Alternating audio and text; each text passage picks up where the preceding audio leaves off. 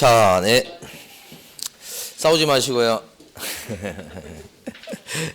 자, 어디 하다 말하냐면, 저기 시험 문제가 분묘기지권 플러스 장사대행하는 법률을 합쳐서 한 문제 이렇게 출제됩니다. 자, 이번에 농지법에 대해서 좀 공부를 해보도록 합니다. 농지법은 시험 문제가 한 2, 3년에 한 번 나오니까 비중이 높진 않죠. 높진 않은데 공법 시간에 또 여기 시험이 두 문제가 나와요. 그러니까 그것까지 연결돼 있으니까 한번 들어주시면 공부할 때 조금 그래도 공부할 필요가 있는 파트예요. 교재에는 여러분들은 483페이지를 딱 펴놓으시고 483. 자, 농지가 뭐냐 여기서부터 갑니다. 어떤 걸 농지라고 하는지. 농사 짓는 땅을 농지라고 해요. 너무 쉬운 말. 농사 짓고 있어. 그럼 농지야. 네? 여기가 지금 지목이요. 지목이 대예요. 대. 지목이 뭔지는 아시죠? 대로 돼 있어. 여기다가 막 상추 심고 그냥 고추 심고 야단이야 지금. 이거 농지예요, 아니에요? 일단은 농지로 보는 거예요. 일단은. 예? 일단은 뭐라고 돼 있어요?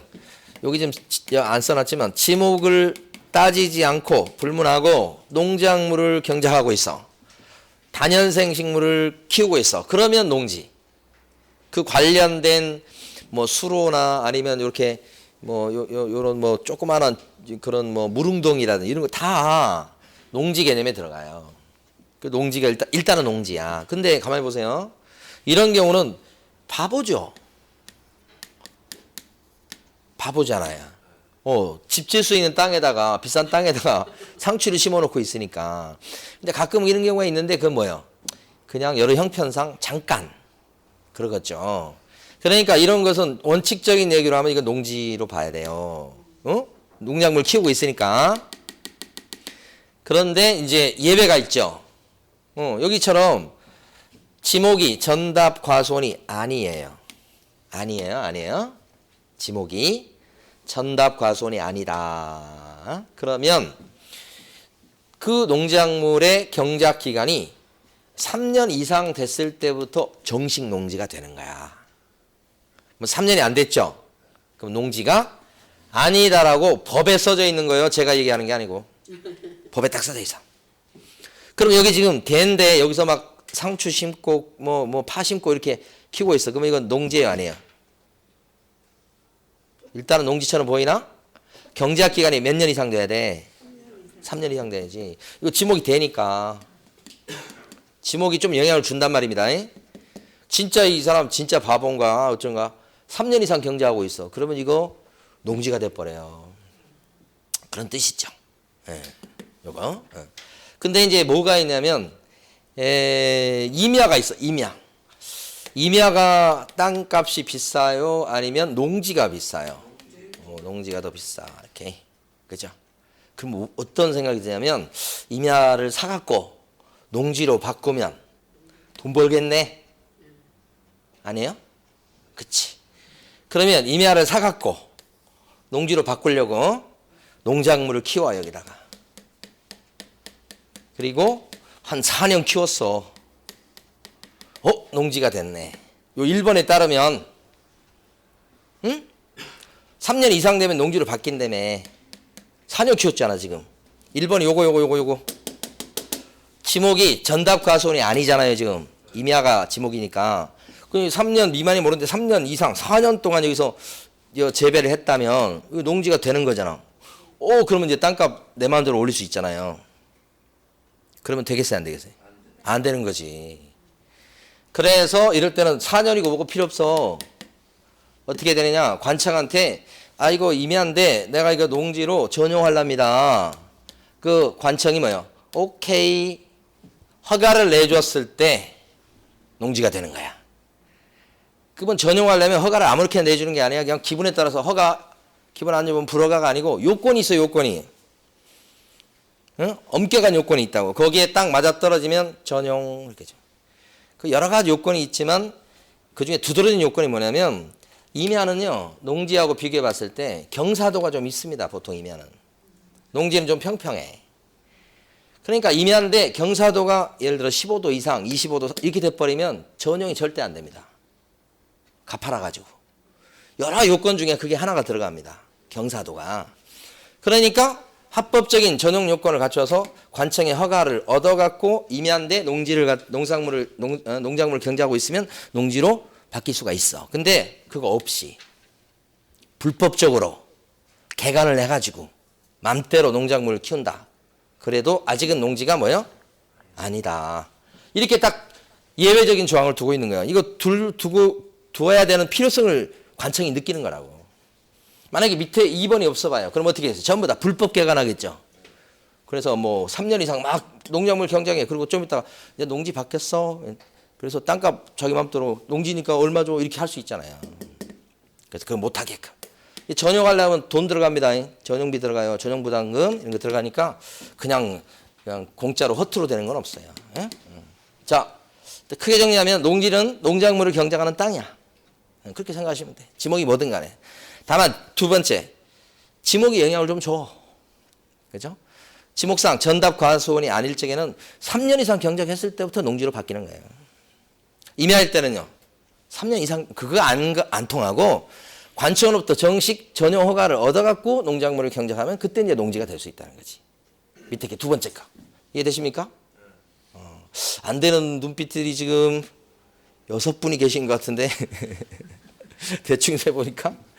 자, 그 다음에 요 부분은 여러분 교재에 보시면 483페이지 밑줄 그어보세요.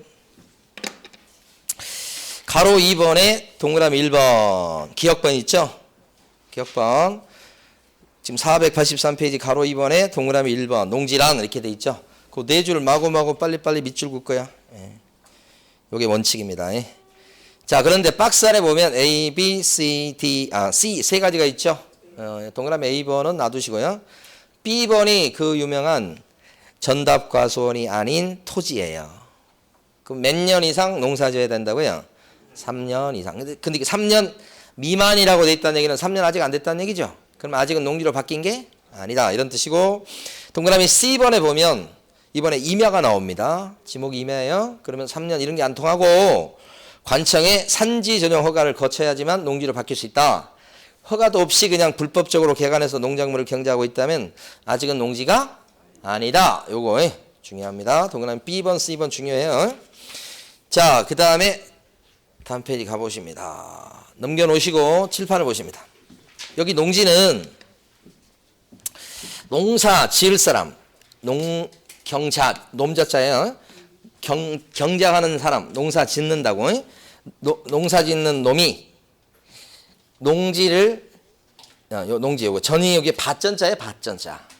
밭을 가질 수 있는 소유한다는 뜻이에요. 그래서 농사 지을 사람이 놈자자예요. 농사 지을 놈이 밭을 가질 수 있는 원칙이다. 이렇게. 그러니까 저는 그냥 좀 상징적인 표현이에요. 농지에 농지. 그러니까 누가 농지를 가질 수 있도록 법이 돼 있다. 농사 지을 사람이. 그걸 경자유전의 원칙인데 헌법에 나오는 원칙이에요. 그래서 헌법에 보면 뒤쪽 부분에 가면 이 조문이 나와요. 그래서 농사 지을 사람이 농지를 가질 수 있도록 그걸 경자유전의 원칙이라고 아주 그냥 아주 거창하게 얘기합니다. 이게 그럴 것이 농지는 좀 달리 봐야 됩니다. 다른 토지하고 조금. 왜냐면 농지가 너무 많이 줄어들어 버리면 안 됩니다. 우리가 그 식량이 거기서 나오잖아요. 그래서 그걸 어떤 얘기를 하냐면 식량 주권 이런 얘기 하는 것 같던데 식량 주권인가? 이런 용어 들어보셨어요 혹시? 우리가 만약에 우리 먹고 사는 걸 갖다 해외에 의존해서 수입을 한다고 해보세요. 그럼 어떻게 돼 우리는? 나중에 그 나라들이 우리한테 수출 안 해버리면 굶어야 돼. 그래서 우리나라에서 어느 정도는 좀 자급자족할 수 있게끔 농지를 확보해서 그 식량이 어느 정도 산출이 돼야 되거든. 그래서 무조건 수입에 의존하면 안 돼. 그래서 농지가 줄어들면 되겠어요, 안 되겠어요? 안 되지. 그런 측면도 있는 거예요. 그래서 일정 농지를 좀 유지하려고 하는 측면이 있는 거고, 그 다음에 또 하나는 농사 짓지 않는 사람이 만약에 이렇게 농지를 갖고 있을 수 있잖아요. 그러면 그 사람들 어떻게 하겠어요? 농사 안 짓는데 농지를 왜 갖고 있겠어요? 돈이 많으니까 갖고 있지. 뭐 하려고 갖고 있겠어요? 땅값 올라갈 때까지 기다리려고 그런 측면도 있겠고, 또 하나는 자기가 직접 농사 안 지어도 농사 지으려고 하는 사람들한테 이렇게 빌려주면, 그렇죠? 그 사람들이 빌려가가지고 그냥 공짜로 빌려서 농사 짓는 건 아니잖아. 그러면 1년에 소출이 나오면 거기서 어느 일정 부분은 이 빌려준 요 주인한테 갖다 줄 거 아니에요. 그러면 돈 많은 사람은 어떤 거하고 똑같냐면 자기는 농사 짓지도 않지만 1년 가을쯤 되면 그냥 여기저기서 곡간으로 막 들어오잖아요. 돈이 많으니까 농사도 안 짓고 이렇게. 예. 그러면 이제 이게 소작이 일어나면서 이제 문제가 되는 게 거기 농사 부쳐먹는 사람들 있죠. 농지 빌려서 농사 짓는 사람들은 이 농지 갖고 있는 요 주인한테 거의 노예가 되다시피 해요. 그게 소작죄예요, 소작죄. 그래서 소작을 허용하지 않으려고 하는 거예요. 그것도 헌법에 나와요. 예. 우리 이제 우리 젊으신 분은 잘 모르는데 저도 막 잘하는 건 아닌데 시골에서 보면은 그냥 어렵게 사시는 분들이 있잖아요. 그때 농사질 땅이 있어야 농사를 지을 텐데 없어. 그러니까 이 사람들이 둘 중에 하나야. 하나는 어떻게 하냐면 농사질 땅이 없으니까 농지를 많이 갖고 있는 저 최참판 댁 가가지고 농지 좀 빌려달라고 해가지고 그럼 얼마 드리겠다고 1년에 어떻게 갖다 내겠다고 해서 빌려와가지고 그렇게 하는 거야. 그러면 그냥 겨우겨우 살아. 아니면 이제 두 번째 방법은 화전민이 되는 거예요. 화전민이 농지가 없으니까 그냥 산속 이런 데 들어가서 불법 개간하는 거야. 이렇게 해가지고 거기서 막 감자도 심고 뭐 해가지고 그러고 살아. 그러니까 그런 거 이제 막으려고 하는 거예요. 그래서 경제화 유전은 농사 지으려는 사람이 농지를 갖고 있을 수도 있도록 그렇게 하는 원칙. 이게 대원칙입니다. 그런데 모든 게 원칙만 갖고 끝나는 건 없어. 세상에. 예외가 분명히 있어요. 그래서 예외가 없는 원칙은 없다. 좀 어려운 말이죠. 한번 생각해 봐야죠. 뇌세포가 조금 힘드네. 예외가 없는 원칙은 없다. 그러니까 여러분 배울 때 법 다 보세요. 원칙은 이건데요. 예외 이거예요. 맨날 그거 배우잖아. 일주일 동안. 아니에요? 법이 다 그래. 그래서 농사 짓지도 않을 건데 농지를 소유할 수 있는 경우가 있지요. 상속. 아버님이 돌아가셨어. 농지를 20만 평을 남기고 돌아가셨어. 끝내주죠. 아들은 여의도에서 증권회사 다녀. 그러니까 20만 평인데 농사 지으려고 하면 어떻게 해요? 내려가야 돼. 사표 내고. 근데 농사 짓는 거 배웠어? 안 배웠어. 공부만 했지. 그러면 농사 못 지어. 근데 당신은 농사 질 게 아니니까 20만 평 아버님이 지금 남기고 돌아가셨는데 이거 국가 거야. 이렇게 할 수는 없잖아. 상속을 인정해야지. 제가 대학교 처음 들어갔을 때 좀 충격이었던 게 조금 신선하게 다가왔다고도 할 수 있는 게 상속입니다. 그 상속이 언제 나오냐면 사유재산이 있잖아요. 사유재산제가 인정이 되냐 안 되냐 여기에 아주 중요한 기준이 상속이에요. 상속이 인정되면 사유재산권을 인정하는 거예요. 상속이 인정 안 되면 사유재산권이 인정이 안 되는 거예요. 우리 상속이 인정하고 있잖아. 상속이 헌법적 가치에서 이 사유재산제가 최고 높은 가치를 갖고 있는 거예요. 그 어떤 가치보다. 그러면 사유재산제라는 이 가치하고 경제유전의 원칙이라는 이 원칙이 두 개가 충돌하면 누가 이기겠어? 사유재산제가 이기는 거야. 그래서 상속을 부인할 수가 없어. 그 아들이 농사 지을 것도 아니잖아. 그래도 상속을 인정할 수밖에 없다는 뜻이에요. 그래서 예외가 되는 거예요.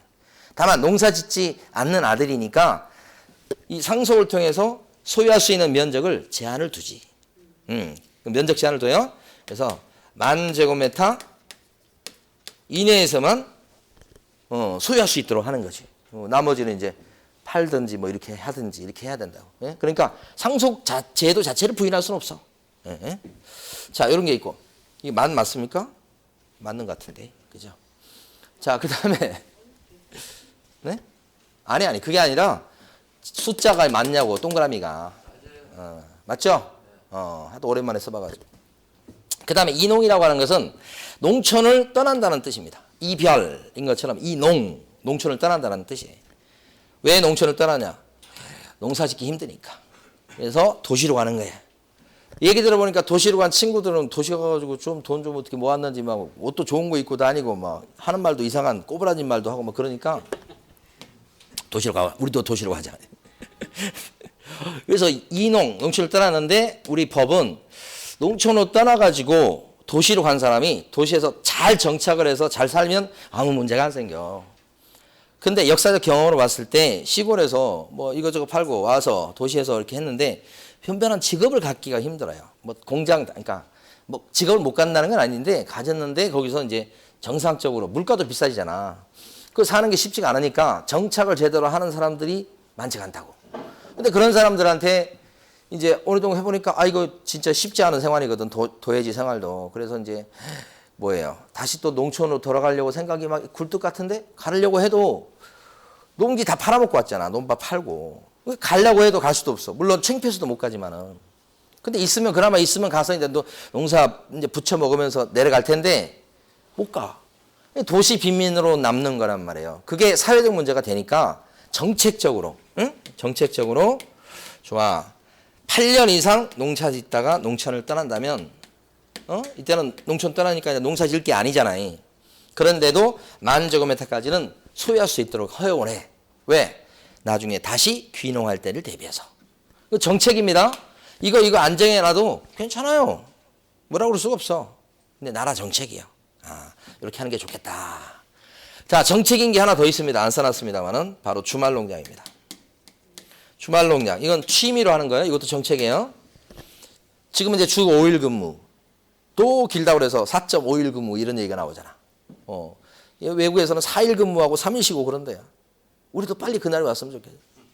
4일 근무, 3일 쉬고. 하루 근무할 때도 보면 뭐 그냥 슬렁슬렁 뭐 6시간 이렇게 근무하고. 그렇게 돼야 인간적인 삶이 올라가는 것 같아. 그래서 하여간 우리도 외국 따라가는데 잘 보세요. 우리가 주 5일 근무한다고 그랬을 때 나라 망한다고 그러지 않았나요? 그때 그 나라 망한다고 썼던 신문들 한번 그 신문 그대로 한번 다시 읽어봐 자기들이. 망했어요? 아니잖아요. 그런데 지금 이 순간에도 그런 일이 벌어지지 않을까?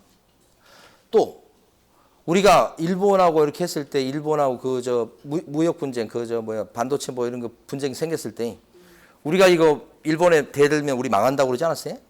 신문에서 온통 그러지 않았어요? 망했나요? 우리 일본이 지금 피해를 봤잖아요. 그 신문들 반성하나요? 반성 안 하는 것 같아요. 그러니까 이거 미래일은 모르는 거예요. 예측을 하지. 이렇게 해도 예측할 수 있고 이렇게 예측했어. 나는 이렇게 예측했어. 틀렸어. 아이고 잘못했어요. 제가 예측이 틀렸어요. 그런 말은 최소한 해야 될 거 아니야. 미래를 맞추라는 뜻은 아니야. 우리는 그러면 입 딱 씻고 넘어가. 그럼 되겠어요? 자, 8년 이상, 8년이 아니야, 지금. 주말 농장 같은 경우도 정책적인 이슈야. 자, 주 5일 근무. 주말에 할 일이 필요하다. 우리 텃밭 가꾸고 취미로 하고 싶다는 거지. 농지 좀 가질 수 있도록 해달라는 거죠. 그래서 고민하다가 정부에서 오케이, 인정. 진짜 농사 짓는 거 아니죠. 근데 농지를 가질 수 있도록 하죠. 그런데 이렇게 허용하면 분명히 또, 그죠? 분명히 머리를 쓰는 사람이 있을 거야. 나 취미 할 거야. 그래가지고 20만 평. 깜짝이야. 그래서 투기 목적으로 써먹는 사람이 있겠죠. 분명히 나올 거예요. 그래서 인정을 하면서 뭐라고 그러냐면 1000제곱미터 미만으로만 소유할 수 있어요 라고 한 거예요. 근데 정책적으로 인정하되 다 이제 이거저거 감안해서 한 겁니다. 그러니까 한 300평 정도까지는 뭐 이렇게 가질 수 있겠고 진짜 농사 짓는 거 아닌데 그죠? 그거죠. 자, 여기까지를 좀 보도록 합니다. 교재는 484페이지 아래쪽에 가시면 가로 3번에 농지 소유 제한 이렇게 돼 있죠. 거기서 가로 3번의 동그라미 1번이 뭐라고 되어 있냐면 자기의 농업 경영에 이용하거나 이용할 자가 아니면 소유하지 못한다. 이게 멋진 말로 쓸 때는 경자 유전의 원칙이에요. 동그라미 1번이요. 자, 그런데 예외가 있죠. 그러니까 동그라미 2번 앞에다가 예외. 그리고 박스가 예외거든요. 예외 해당되는 것 중에 이거 세 가지만 있는 건 아닙니다. 굉장히 많아요, 사실은. 근데 여러분 아실 건 요 세 가지 정도. 첫 번째가 동그라미 기억번에 보면 상속의 동그라미, 그리고 만제곱미터의 동그라미, 그리고 형광펜은 뭐냐? 둘째 줄 농업 경영을 하지 않는 자가 형광펜이에요. 둘째 줄에 농사 안 짓는 사람이 농지를 상속받을 때, 아까 회사 다니는 아들이 상속, 그때나 만제곱미터고요. 그 아버님이 20만 평 남기고 돌아가셨는데 옆에 아버지랑 같이 농사짓던 아들이야. 그럼 아들은 어떻게 해요? 20만 평 다 소유할 수 있어요. 그러니까 농사 안 짓는 아들이나 이렇게 된다는 거고요. 오른쪽에 가시면 니은번 이농 동그라미 이농 농촌 떠난다고요. 이때는 8년 동그라미 둘째 줄 만제곱미터까지만 소유. 이렇게. 여기도 만이죠. 상속도 만이고 인용도 만이고 그렇죠. 자, 동그라미 디귿번 주말 체험 영농인 경우라고 돼 있죠. 요게 좀 기니까 우리끼리는 주말 농장이라고 그래요. 우리끼리는. 자, 그때는 요거 중요합니다. 제일 중요한 게 주말 농장이에요. 세 줄 다 밑줄 그으시고 첫 줄 끝에 가면 투기 막으려고 총 1000제곱미터 미만으로만 소유할 수 있다. 1000입니다. 1000. 그 다음에 둘째 줄 끝에 이때 면적 계산은 세대 구성원 전부가 소유하는 면적 다 합친 면적이다. 요걸 잘 물어봐요. 1인당 면적이 아닙니다. 식구들 면적 다 합친 거예요. 세대 구성원. 자, 이렇게. 그래서 하여간 보면 아침에 일어나서 이제 유튜브 보다가 우연히 걸린 유튜브 중에 뭐가 있었냐면 저기 뭐냐면 저도 처음에 무슨 유튜브인지 몰랐어. 기들더라고. 한 30분 가까이 돼요. 근데 그냥 잠결에 이렇게 보기 시작했는데 이런 거예요. 예를 들어서 노인분이 이 횡단보도를 쭉 걸어가. 근데 걸음이 늦잖아 이렇게. 그러니까 막 차들이 막 쌩쌩 중국 같더라고. 쌩쌩 지나가니까 잘못하면 차에 칠 수 있잖아. 그러니까 어떤 오토바이 운전했던 사람이 자기 가던 길을 멈추고 그 노인 가는 길 앞에 오토바이를 딱 돌려갖고 차가 못 지나가게 앞에 선 거야. 그러니까 뒤로 차가 쭉 밀리잖아. 안 가고. 그 신호가 없는 모양이더라고. 딱 하니까 노인분이 이제 걸어가. 다 걸어가고 나서 그 오토바이 한 사람이 가더라고. 그런 유튜브 영상을 짧은 걸 막 모아놓은 거야. 또 어떤 것도 있냐면 좀 기가 막히게 코끼리가 어떤 사람이 떠내려가는데 그 막 강물이야. 막 홍수가 나와. 코끼리가 가서 그 코끼리가 무슨 인연인지 모르겠어. 사람을 구하러 가서 사람을 구해주고 가요. 그래가지고 그거 보면서 제가 막 가슴이 막 따뜻해지면서 그 다음에 또 그러니까 유튜브냐면 강아지가 이 사슴 비슷한 거 있어요. 조그만. 아니 거기는 고라니가 우리는 고라니라고 하는데 거기는 고라니가 아니고 무슨 하여간 뭐 영양 비슷한 거 있어요. 그 강아지가 그걸 또 강에서 구해갖고 이렇게 그런 영상들이 막 있어요. 그래서 그런 영상들 쭉 보면서 처음에는 30분이니까 그냥 이렇게 그냥 보는 둥 마는 둥 했는데 나중에 보니까 그냥 빠져들어가고 거의 다 봤어요. 그러니까 다 보고 나니까 너무 가슴이 뜨뜻해져갖고 저희 아버님한테 보냈어요 그걸. 그래서 뭐 막 이렇게 보냈더니 저희 아버님이 좀 있다가 문자 와서 야 나는 무슨 말인지 모르겠다. 거기 전혀 해설이 없어요. 그냥 영상만 쭉 나오는 거예요. 예? 그래서 무슨 말인지 모르겠다. 이제 잘 모르시겠지. 근데 저 맨날 뭐만 봤었냐면요. 들깨들이 영양을 잡아먹는 것만 많이 봤어요. 막 잡아먹을 때도 아주 그냥 떼거리 몰려서 잡아먹잖아요. 그런 거. 그거 막 보다가 진짜 막 그러다가 이 영상 보니까 세상을 살만하다. 이렇게 어떤 개가 주인이 자다가 이 침대 밑으로 떨어지려고 하니까 그 밑에 가서 딱 받치고 있는 그런 영상이 나오고 그래요. 무슨 인연인지 모르겠지만 자, 이 말씀 왜 드리냐면 아까 이거 투기 목적 막 있잖아요. 그죠? 이거 해서 뭐 이렇게 했지. 그래서 머리 쓰는 사람이 있지만 반면에 얼마가 될지 모르겠습니다만은 남을 도와주고 이해하고 따뜻한 마음을 갖고 있는 사람도 있다. 그런 것을 그 영상을 통해서 봐가지고 제가 오늘 너무 기분이 좋아요. 기분이 너무 좋아. 그래서 계속 뭐 잡아먹는 것만 너무 봐서 그런지 제가 약간 좀 그러다가 좋은 영상이더라고. 근데 제 아버님이 이해를 못 하시더라고요. 자, 어쨌든 그거 하다가 생각났습니다. 자, 여기까지 보시고 그 다음에 이제 요겁니다. 넘어가 보십니다. 자, 농업인. 요거 칠판을 보고 그 다음에 교재에서 제가 지적해 드릴 테니까 칠판을 먼저 보세요. 농사꾼. 개념이 있어요. 한 번도 시험에 나온 적은 없지만 여러분들 좀 보셔야 돼. 농사꾼 개념. 그랬을 때, 자, 이건 일단 면적 기준 해가지고, 1000제곱미터 이상 농지를 소유하면서 농작물을 경작하고 있어. 농사 짓고 있어. 300평 이상. 그러면 농사꾼, 농업인. 그래서 아까 주말 농장 같은 경우에 1000제곱미터 미만 이렇게 된 거 아시겠죠?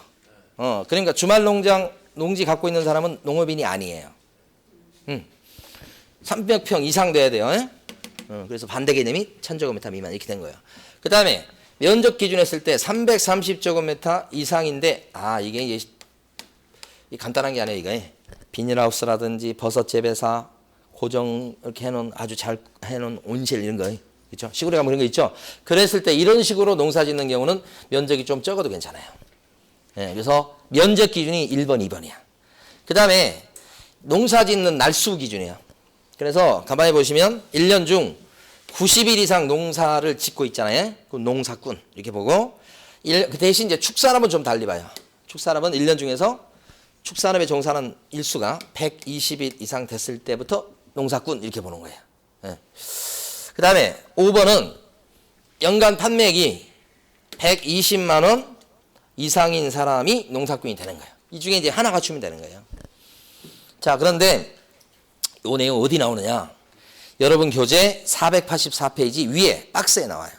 왼쪽 페이지입니다. 484페이지 위에 제일 위에 동그라미 2번이 있죠.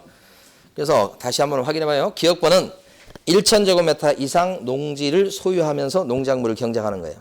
1000제곱미터 이상 밑줄. 그 다음에 둘째 줄 1년 중 90일 이상 농사 밑줄.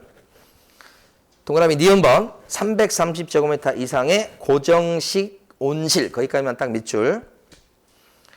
그 다음에 밑으로 쭉 가보시면 동그라미 디귿번에 둘째 줄에 보시면 1년 중 120일 이상 축산업 이렇게 거기 밑줄. 축산업은 얼마요? 120일 이상. 484페이지 왼쪽 페이지 위에 박스 보고 있는 겁니다.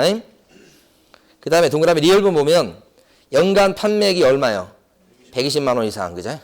저희 아버님도 작년까지는 농업인이었어요. 그 뭐 때문에 그러냐면 벌꿀을 키우셨어. 한 20통 정도. 그래서 용인에 계신데 용인 시청에서 가끔씩 무엇도 받고 막 그러시더라고. 혜택이 있어요. 농업인의 혜택. 그런데 작년에 이제 그만두셨어. 80이 되셨는데 더 이상 못 키우시겠다고. 그래서 다 이제 친척들 주시고 이제 지금은 안 키우시는데 이제 농업이 아니죠. 동그라미 디귿번하고 관련된 거지. 꿀벌 10군 이상 나온 거 있죠? 10통. 네.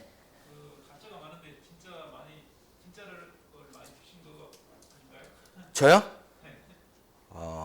진짜 가짜는 뭐 저희 아버님은 구별할 수 있지만 저희는 구별 못하고 저희 집에서 생산하는 것 중에서는 이제 진짜죠. 저희 아버님이 저한테 뭐 가짜를 주시지 않고. 근데 그런데 뭐가 있냐면요. 진짜 가짜를 떠나서 이건 있대요. 그 기후에 따라서 농도는 틀려질 수 있다는 거예요. 그러니까 제일 답답하시는 게 뭐냐면 그 해 기후 상황에 따라서 농도가 옅을 수가 있어요. 묽을 수 있다고. 물처럼 흐물흐물하고. 근데 그것은 농도가 옅어진 거지 가짜여서 그런 거 아니에요. 그죠? 근데 일반인들은 흐물흐물해 그러면 이건 가짜로 생각하신다 이 말이지. 그걸 답답해 하시더라고. 그래서 가짜가 되는 건 아니고 설탕물 집어넣고 그런 거 있잖아요. 설탕을 줘가지고 꿀을 뜨는 게 있잖아요. 그건 가짜예요. 그런데 저희 아버님 맛을 보면 아시는데 그 농도가 꼭 진짜 가짜를 구별하는 건 아니래요. 그건 이제 일반인이 잘 모르고 그런 것들은 어느 분야나 다 있습니다. 일반인들이 오해하는 것들. 그래서 저희 집에 있는 그 꿀 같은 경우도 농도는 좀 옅은 것도 있고 좀 진한 것도 있고 그래요. 농협에서 여기 사오는 거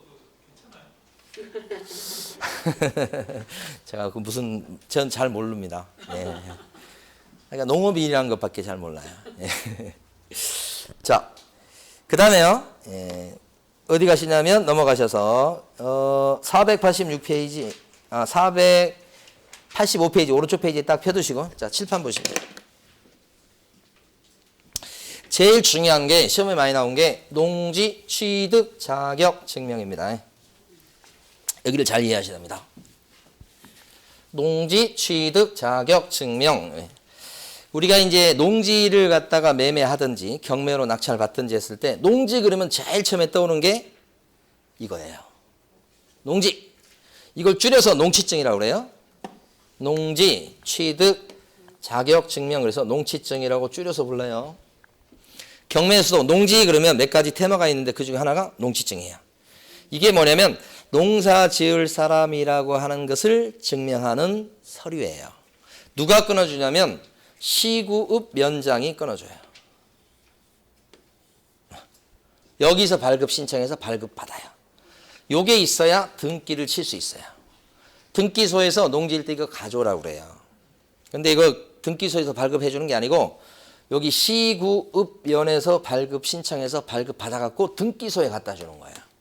그러면 등기소는 농지일대 이거 등기를 쳐주는 거야. 이게 안 들어가죠. 이게 안 들어가면 등기가 안 나요. 그래서 이 농지증은 언제 써먹느냐면 등기 칠 때 써먹는 거예요. 계약할 때는 아직 없어도 괜찮아요. 이때 써먹는 게 아니고 보통 계약을 뭐라고 지금 멋진 말로 표현하면 법률행위라는 말로 써요. 법률행위라는 말 들어보셨어요. 그죠? 자, 법률행위 대표적인 게 뭐예요? 계약. 그러니까 이 농지증은 계약을 체결할 때 써먹는 게 아니고 언제 써먹는 거예요? 등기 칠 때 써먹는 거다. 그죠? 그러니까 물권 변동의 요건이에요. 물권 변동, 소유권 변동 이런 식으로. 근데 이게 어떤 서류냐? 농사를 짓고 있어요. 그런 서류가 아니에요. 그렇게 오해를 많이 하시는데 농사를 지으려는 사람이에요. 그런 거야. 저기 그것을 농지증이라고 불러요. 시구가 아니라 시군 아니에요, 저거? 그러니까 그걸 조심하셔야 돼. 군수가 빠져요.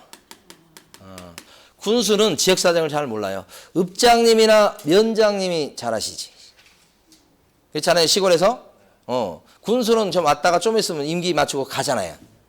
군수는 잘 몰라. 그렇게 보는 거예요. 그래서 시골에 있는 농지가 많을 텐데 진짜 그 지역사정을 알아서 농사 지을 사람인지 아닌지 이렇게 판별할 수 있는 사람은 오히려 읍장님이나 면장님으로 보는 거예요. 그래서 군수가 들어가면 안 되는 거예요. 잘 지적하셨어요. 그렇게 하면 이제 틀리게 되는 거예요. 군수가 나오면. 아시겠죠? 여기서 끊어주는 거예요. 근데 이게 중요한 게 뭐냐면 농사를 현재 짓고 있어요가 아니에요. 지으려는 사람이에요. 이런 거예요. 그러니까 농지라고 한다면 나 이거 농사 지을게요. 이런 서류예요. 그러면 그 지을 건데 나중에 진짜 농사를 취득한 뒤에 이 사람이 농사를 지을 수도 있고 안 지을 수도 있잖아요. 응? 취득한 뒤에. 근데 원래 지어야 되는 거예요. 안 지으면 이제 여기 이제 제재가 붙어요. 그러긴 한데 일단 이 단계에서는 농사를 지으려고 계획이 단단히 섰구나. 그러면 이거 발급해줘요. 이거 발급받는 게 어려운 게 아니에요. 그럼 뭐만 제대로 내면 돼요? 농사 짓는 계획서를 멋지게, 그죠? 내면 끊어줘요. 그러니까 이건 속마음은 농사 안 질 건데. 그런데도 농사 짓는 계획서를 멋지게 써서 내죠? 이거 나와. 등기 쳐. 농지 취득했어. 어려운 거 뭐냐면 이게 어려워요. 이건 이제 조사를 하거든요. 농사 안 짓고 그러면 그 다음에 이제 막 제재 가는 게 나오거든요. 여기가 이제 어려운 부분이고 여기까지 쉬워요. 뭐만 멋지게 쓰면 돼? 농사 짓는 계획서. 심사기간 4일이에요. 여기서 심사해요. 이것 갖고 심사해요. 그래서 일반적으로 농지 취득할 때는 농지증이 필요한데 어렵진 않아요. 근데 이제 실무적으로 어려운 게 뭐냐면요. 농지인데 이게 불법적으로 형질 변경이 된 경우가 있어요. 농지인데 거기 도로로 막 쓰고 있어. 농지인데. 그러면 법원에서는 이제 경매 같은 경우에 농지니까 농지증 끊어오라고 그래요. 근데 관청은 딱 보니까 현장 이렇게 보니까 도로로 돼 있어. 포장이 돼 있고. 그거 어떻게 거기서 농사. 근데 이 신청한 사람은 나 농사 지을 거예요 하고 손 들고 신청한 거 아니야 지금. 그럼 거기 있는 시군면장 어떻게? 이 무슨 헛소리야 그렇게 하겠지. 거기가 지금 도로로 쓰고 있는데 여기서 또 농사 지어. 거짓말이잖아. 그럼 그 시군면장 안 끊어줘. 근데 법원은 뭐라고 그래? 끊어오라고 그래. 그게 어려운 거예요. 더 들어가면 안 돼 이제. 거기까지만. 네. 그러니까 딱 갔는데 막 평야지대야 농지야. 나는 지금 서울에서 회사 다니고 있거나 그래. 그래도 내가 농사 지을게요. 라고 굳게 맹세만 하면 그 시구면 그 관청 그 공무원이 막 끊어줘요, 그건. 그러니까 그거 하나도 어려운 게 아니야. 근데 어려운 것은 따로 있어, 따로. 그건 생각지 마셔요. 나중에 가면 이제 현장 가면 그것 때문에 이제 문제가 되는 거야. 농지증이 어려운 건 그것 때문이지. 진짜 농지인데 이거 못 받는다. 그런 건 잘 없다고 생각해요. 거의 없다고 생각하시면 돼. 막 끊어줘. 이게 이제 어려운 거야. 유지가 어려운 거예요. 자, 그래서 일반적으로 매매를 했을 때도 농지증 필요하고요. 증여 받았을 때도 농지증 필요하고요. 아까 주말 농장 있죠? 필요합니다. 이거 진짜 농사 짓는 게 아닌데. 그런데도 받으라고 합니다. 그러니까 농지증 받는 것 중에 형식상 받는 경우가 있어요. 형식상. 진짜 농사 짓는 게 아닌데. 이것도 받아야 돼. 특히 제일 중요한 게 경매로 낙찰 받을 때 농지증 필요합니다. 하나만 더 합니다. 바로 농지 전용을 하려고 하는 사람이 허가나 또는 신고를 하겠다고 막 하는 그런 계획으로 농지를 취득할 때. 그러니까 농지를 취득하면서 이거 농사 지으려고 하는 게 아니고 전용을 하려고 취득하는 거야. 좀 이따가 건물 짓고 막 이러려고. 그럼 농사 지을 게 아니잖아. 그런데 전용할 목적이다 그러면 일단 형식상 끊어오라고 그래. 그리고 농사 짓는 계획서를 안 내도 끊어줘. 없이도. 왜요? 형식상 농지니까 일단 받아. 그러니까 신청만 하면 무조건 받는다고 보시면 돼.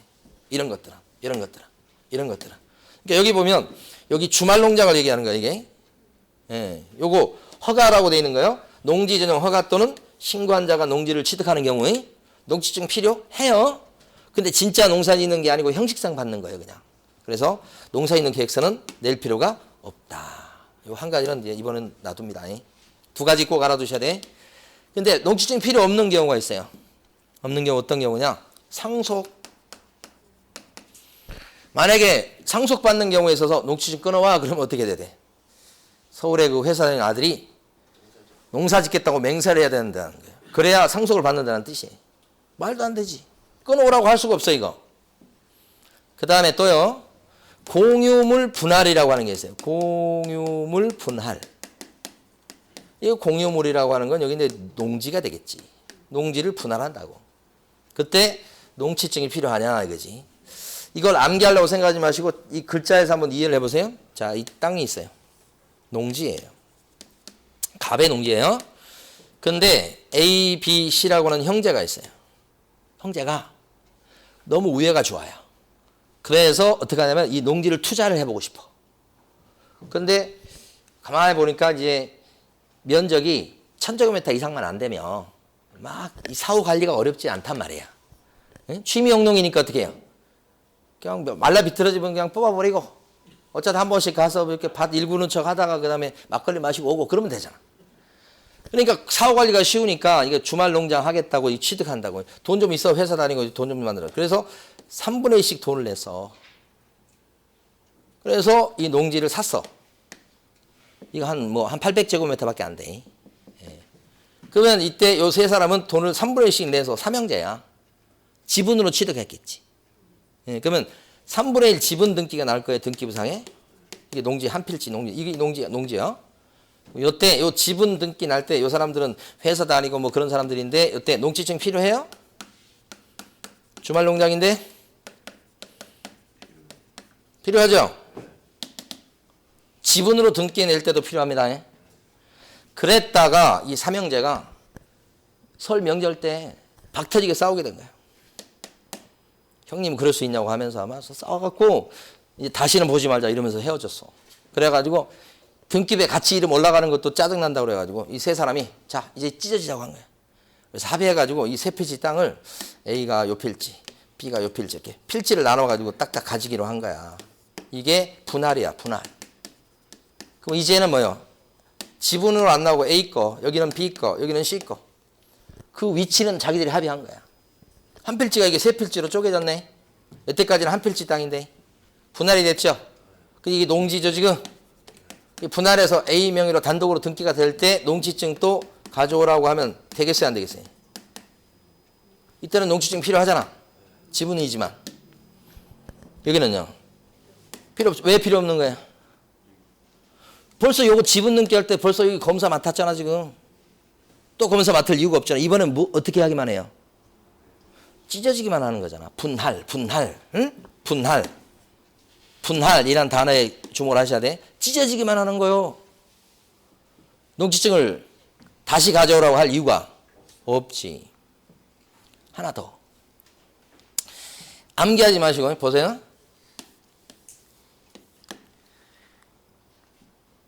이 농지가 있는데 이 농지를 A가 갖고 있어. A라는 법인이 갖고 있는 농지야.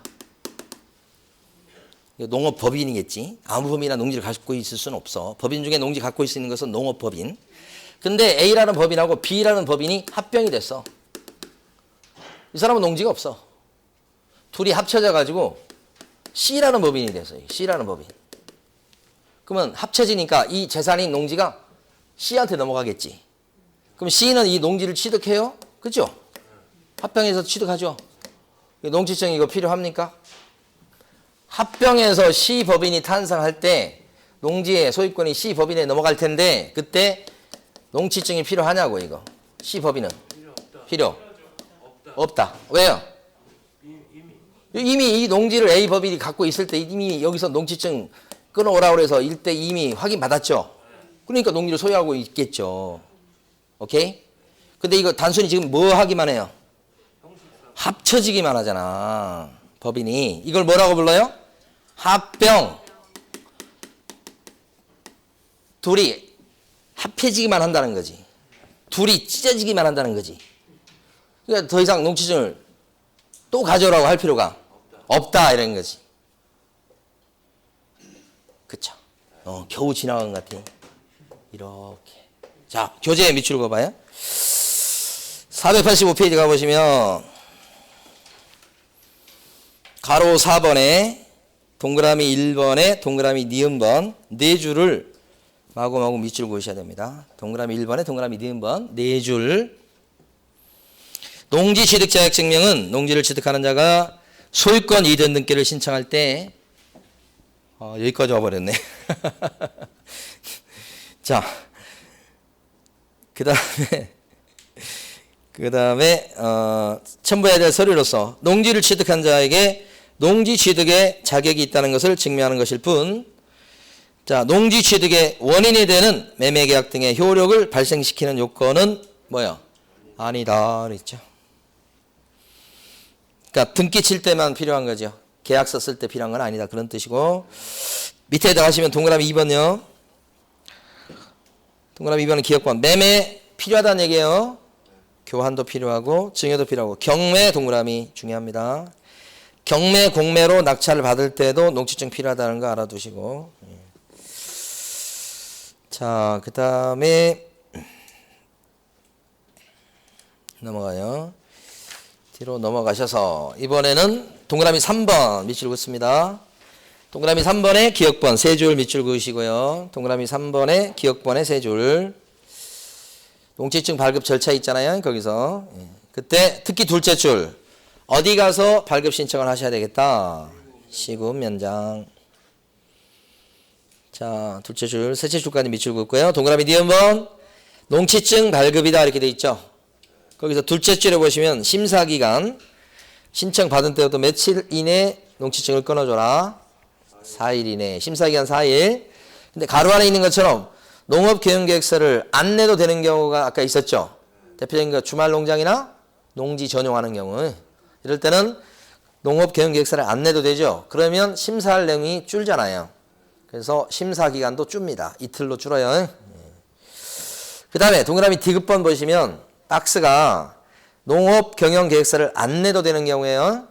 두 가지 했었죠. 하나가 뭐냐면 주말 농장이고 동그라미 B번이죠. 주말 농장, 주말의 동그라미.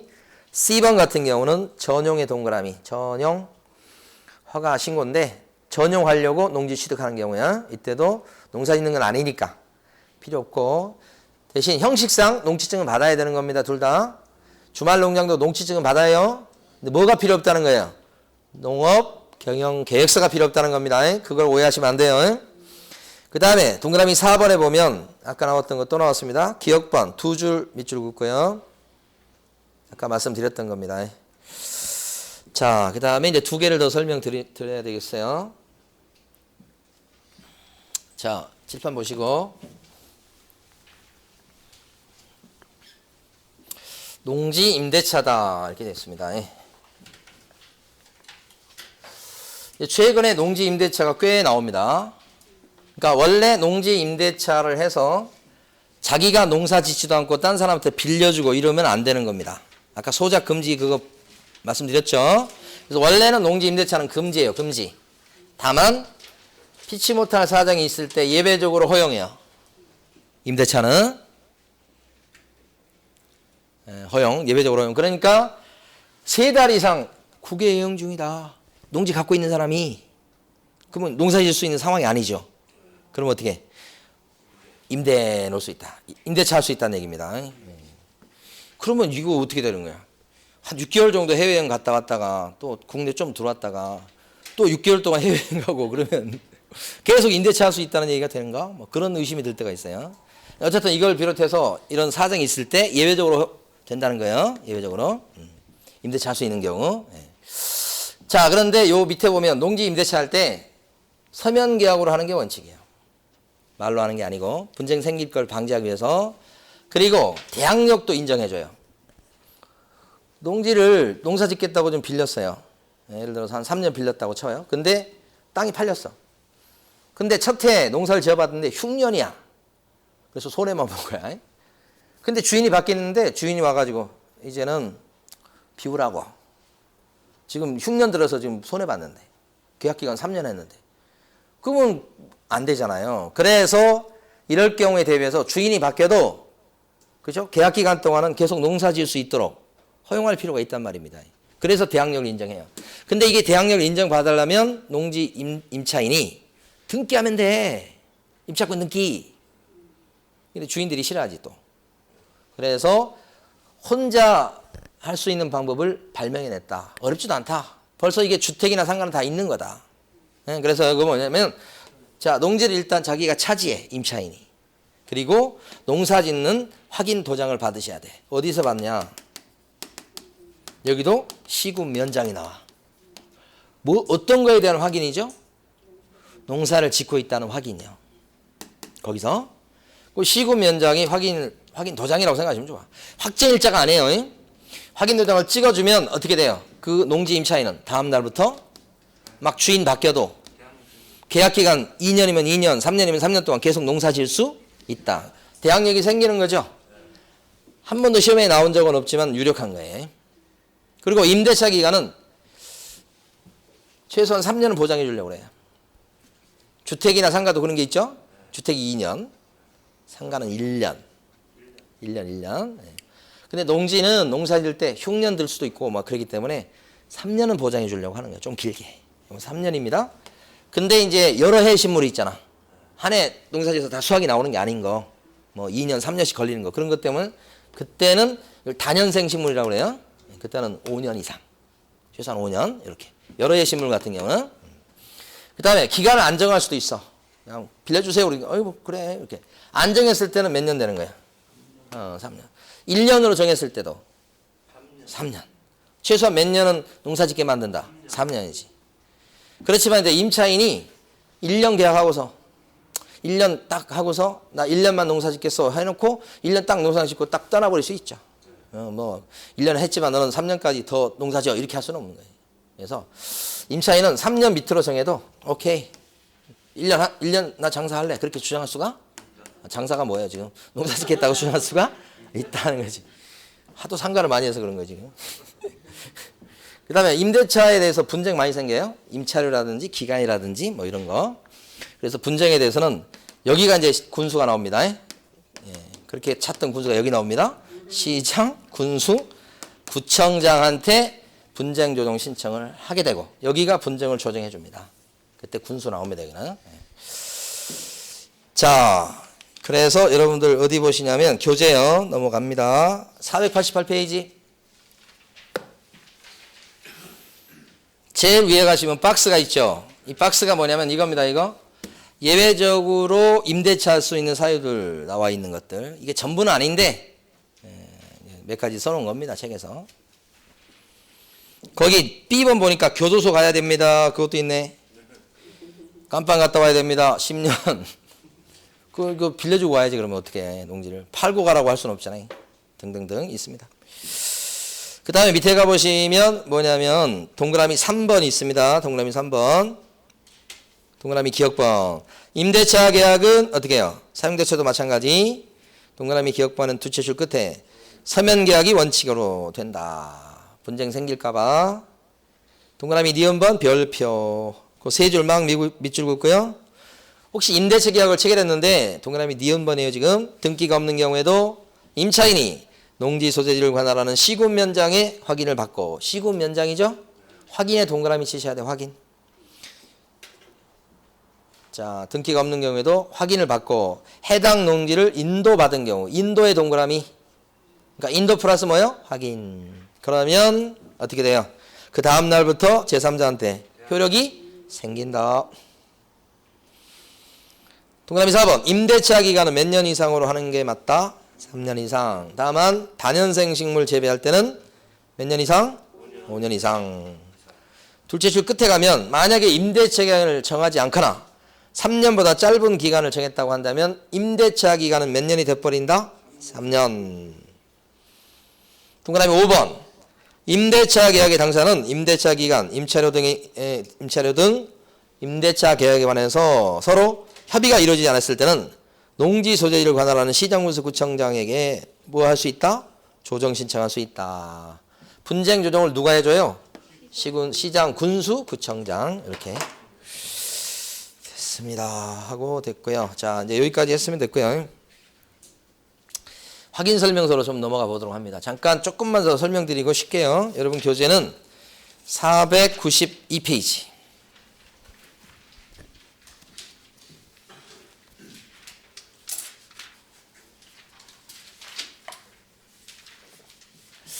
이 확인 설명서 적어주는 게 실무에서는 중개업 하신 분들한테 이제 어떻게 보면 아킬레스건입니다. 이걸 잘 적어줘야 될 텐데 여기서 이제 잘못 적어줬다고 막 시비가 많이 붙어요. 계약서보다 여기가 더 중요하다고 볼 수 있어요. 그래서 확인 설명서 적어주는 거에 대해서 지금부터 볼 텐데 확인 설명서는 법정 양식이 4가지가 됩니다. 그래서 제일 아래쪽에 보시면 492페이지 제일 밑에요. 박스가 있죠. 물건이 뭐냐에 따라서 4가지로 나눠져 있죠. 네, 그래서 이제 주거용 건축물, 주로 여러분들은 주거용 많이 하실 거 아니에요? 아파트나 연립, 뭐 이런 거, 빌라, 뭐 이런 거. 그때는 1번 양식을 써주는 거고요. 그 다음에 상가나 공장 같은 거 중개했을 때는 2번 양식을 써주는 거죠. 그 다음에 땅, 농지나 임야 같은 땅을 소개시켰을 때는 3번 양식. 그죠? 이제 4번도 있죠. 뭐 4번은 신경 쓰지 마시고. 평생 4번 쓸 일 없을 거야, 아마. 자, 이렇게 4가지 양식인데 하나 알아두실 거. 확인 설명서는 법정 서식이 있나요, 없나요? 있고요. 그 법정 서식이 이제 494페이지부터 나오죠.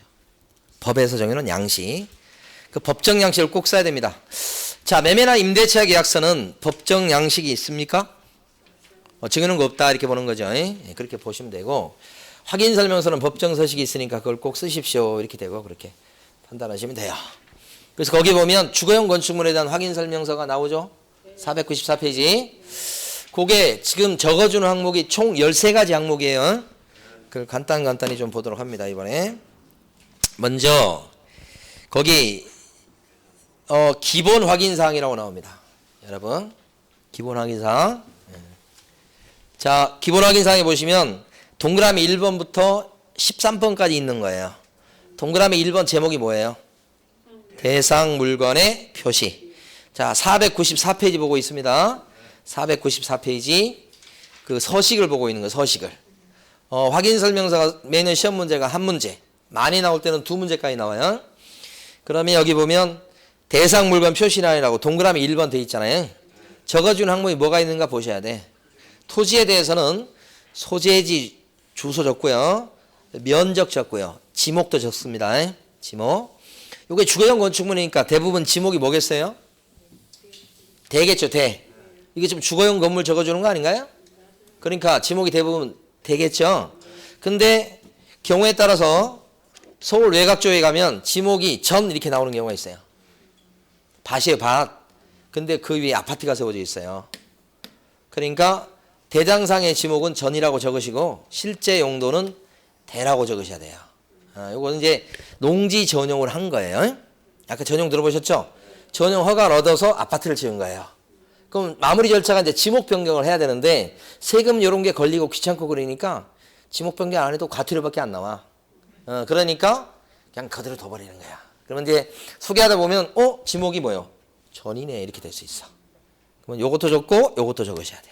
실제 지목은 이거니까. 그 다음에 밑에 보시면 건축물에 대해서는 전용 면적 나옵니다. 전용 면적. 이것은 집합 건물인 걸 전제로 하죠. 사실 여러분이 소개하는 건 대부분 집합 건물이 많아요. 단독 건물보다는. 그러면 전용 면적. 그 다음에 대지 지분 이렇게. 아니 이게 집합 건물이 아니고 단독 건물이다 보면 무슨 전용 면적이 있겠어요. 그죠? 단독 건물은 전용 면적 개념이 없잖아요. 전용 공용이 어디가 있어? 단독 건물은 다 전용이지. 그죠? 그 다음에 이제 여기 대지지분 개념도 없을 수 있죠. 집합 건물일 때나 대지지분 얘기가 나오지. 근데 주로 소개하는 게 아파트나 연립이나 다세대나 오피스텔 전부 다 이거 보면 집합 건물이잖아요. 집합 건물이 뭔지 아시죠? 한 덩어리 건물처럼 보이지만 실제 법적 소유권자가 막 나눠진 거 있잖아요. 아파트 같은 거. 이걸 집합 건물이라고 그래. 모여 있다 이렇게 보는 거야. 그 다음에 이제 준공 연도 언제 지어졌는지 적고요. 그 다음에 용도를 별표하셔요. 용도 별표. 이게 건축물 대장상의 용도를 적어주는 거예요. 그리고 실제 용도도 적어줍니다. 이렇게. 대장상의 용도하고 실제 용도가 다를 수도 있어요. 그러니까 다르다면 그 다른 데로 다 적어주셔야 된다. 그죠? 예를 들어서 이제 빌라처럼 보이는데요. 건축물 대장을 띄워보면 근생으로 나오는 경우가 많아요. 그러니까 대장상의 용도는 근생. 실제는 다세대 빌라처럼 쓰는데 그런 게 되게 많거든요. 그 용도 다르니까 그거 다 적어줘라 뭐 이런 차원이에요.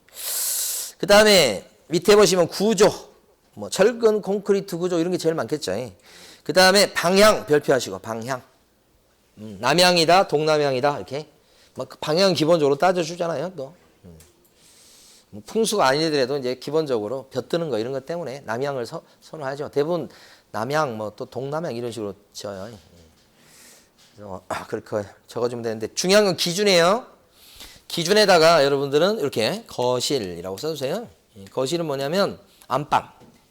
그러니까 이 주거용 건축물은 안방이나 거실을 기준으로 해가지고 남향 이렇게 써주는 거예요. 이게 뭐냐면 이 베란다 쪽, 그러니까 거실, 안방이 보통 붙어 있으니까 그 창문 난 쪽을 얘기하는 거예요. 예, 그쪽이 남향이면 남쪽이면 남향 이렇게 보는 거예요. 거진이 여기 기준이 거실 또는 안방이라고 하셔야 돼. 요건 주거용이니까 이렇게 되고 상가나 공장 같은 경우는 기준이 주된 출입구예요. 출입구 기준 했을 때 여기 들어오는 출입구 기준 했을 때 이게 창문이 동쪽으로 나 있으면 동향. 출입구 기준 했을 때 옆에 있는 출입구 기준 했을 때 출입구 방향이 동쪽으로 나 있으면 동향. 서쪽으로 나 있으면 서향 이렇게 되는 거예요. 그러니까 여기는 주거용 건축물이니까 기준이 뭐라고요? 거실, 안방. 요걸 적어 놓으시고 별표하시고. 그 다음에 내진 별표하시고 내진 능력, 내진 설계 적용 여부 이렇게 돼 있죠. 예. 이것도 우리가 막 울산, 포항 이런 데서 옛날 지진 나가지고 생긴 거예요. 그 전까지 없었어요. 건축물 대장을 떼보면 요즘 최근에 지은 건물들은 다 내진 설계 적용돼서 지어진 건물들이에요. 예. 내진 능력 이런 것도 있어요. 뭐 그런 거 뭐 자세한 뭐 그런 내용은 잘 모르겠는데 건축물 대장에 내진 능력에 대한 등급 이런 게 나와요. 그 내진 능력, 내진 동그라미하고 별표 치셔야 됩니다. 내진자 들어가는 거. 이걸 왜 별표 치냐면 요거에 대상 물건 표시란에 적어준다고 하는 것을 아셔야 돼요. 지금 동그라미 1번 대상 물건 표시란을 보고 있다고요. 예. 최근에 일본에서 지진이 또 생겼었죠. 예. 그래가지고 좀 가슴이 좀 그러고 그랬는데 그러고 그랬다고 표현하고 넘어갈게요. 아니 또 해가지고 그게 또 터지거나 또 뭐 원전 사고 나거나 그러면 안 좋잖아요. 그게 걱정이 되지 뭐. 근데 하여간 그 내진 이렇게. 근데 놀라웠던 건 역사학자 얘기를 들어보니까 일본 사람들이 있잖아요. 수도를 경성으로 옮기려고 했대요. 대단하지 않습니까? 놀라워요. 일제시대 때. 자기들이 우리 식민지로 삼고 시간이 딱 지났을 때 이제 어느 정도 되면 지진이 많이 나잖아요. 일본은. 공포가 있다고. 그래서 언제나 내륙으로 이렇게 오려고 하는 그런 심리도 있고 계획도 그렇게 세웠대요. 그 기록에 보면. 경성을 경성제국의 수도로. 경성제국이에요? 모르겠다. 이건 일본의 수도로. 그래서 완전히 이제 우리나라라니 자기 나라로 만들려고 했었다고 그러더라고. 근데 그 당시에 놀라운 건 뭐냐면 청계천 뭐 그 사업이라든지 고가도로 이런 것도 다 계획이 있었대요. 와, 그래서 일본 사람들이 정말 치밀하고요. 대단한 사람들입니다. 그러니까 유심히 잘 봐야 되고 무슨 짓을 할지 몰라. 조심해야 돼. 예. 자, 거기까지 보시고요. 그 다음에 건축물 대장상의 입안 건축물 별표 소개할 때 입안 건축물이 있으면 천천히 확인해서 대장에 나온 거 딱딱 적어줘야 됩니다. 어떤 입안 건축물인지. 예. 여러 가지가 있지만 가장 많은 게 무단 증축 많죠. 무단 증축 뭔지 아시죠? 베란다 확장, 빌라 같은 경우에 옥탑방 무단 증축이에요. 그 내용까지 적어주시라 이렇게. 그러니까 대상 물건 표시란에 적는 것 중에 칠판 보세요. 칠판. 용도 아까 별표 친 거죠? 방향도 적어준다는 거죠. 여기 대상 물건 표시란에 적어준다는 거 아셔야 되는 거예요. 그 다음에 내진, 이거 제일 중요한 거 내진. 대상 물건 표시란에 적는 거예요. 표시란. 그죠? 어느 항목에 적는가를 공부하시고 기억해 두야 되니까 대단히 어려운 공부 내용이에요, 이게. 그 다음에 입안 건축물 여기 또 나왔죠? 어디에 적는다고요? 대상 물건의 표시란. 이렇게 네 가지가 핵심이에요. 자, 쉬었다가 우리 이제 권리 관계부터 보겠습니다.